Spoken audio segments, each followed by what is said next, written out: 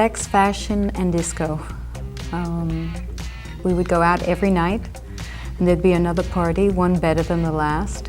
And Halston would be there with Liza, and Diana Vreeland would be there, and it would run the gamut from Diana Vreeland to Diana Ross, and everybody was dressing up, or undressing, depending on depending on what the costume was of the night. And it was lots of inspiration, lots of energy, lots of creative energy. Everybody would bring their muse there and try things that were new. It was really a great time of things happening. There was a wonderful mix of people there.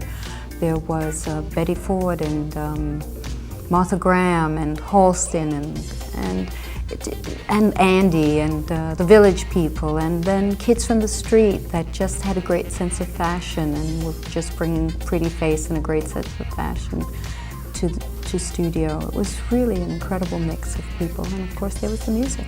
Fashion is very suited to nightlife. It's where you can go out and you feel more glamorous, I think, at night. I think it's, everybody looks more beautiful at night. It's just something about the night that's magical.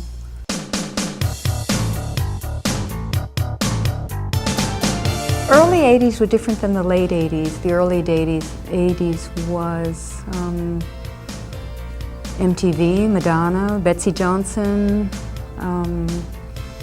lots of bright colors, spandex. It was a different time. And then the late 80s was more my kind of thing. So, well, I didn't like the big shoulders so much. There was a lot of big shoulders, ruching,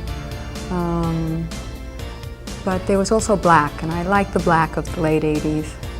And I liked that it went from the bright colors to the deeper colors and the darker colors, and then eventually went to black. Oh, there was mini skirts, Cindy Crawford, red lipstick. That was kind of 80s. There's a special magic there. It seems that everything is happening backstage. The girls are running in different directions. There's hair, there's makeup, there are people, a lot of activities, and a great reality about backstage that I don't find on the runway, because the runway is just perfect. Backstage has a real gutsy quality to it.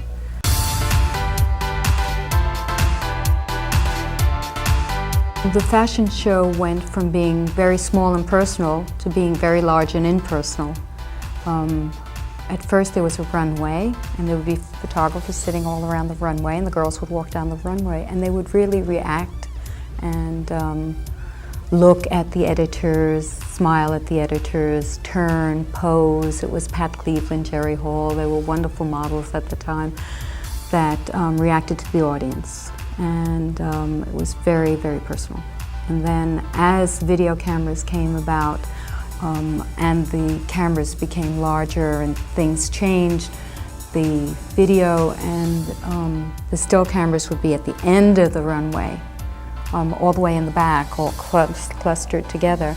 And the fashion shows became more of walking with a certain speed and concentrating just on the camera in front of you and just looking on the camera in front of you and not really reacting at all to audience. So it changed quite a bit.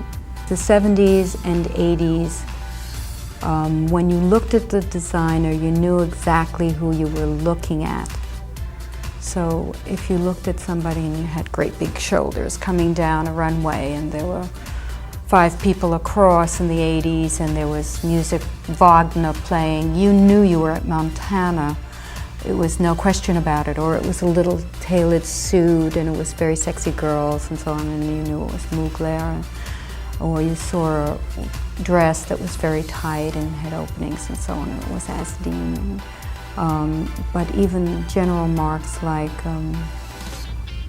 commercial marks like Sonia Rykiel and Kenzo, they just sort of had a look about them, and you knew exactly where you were.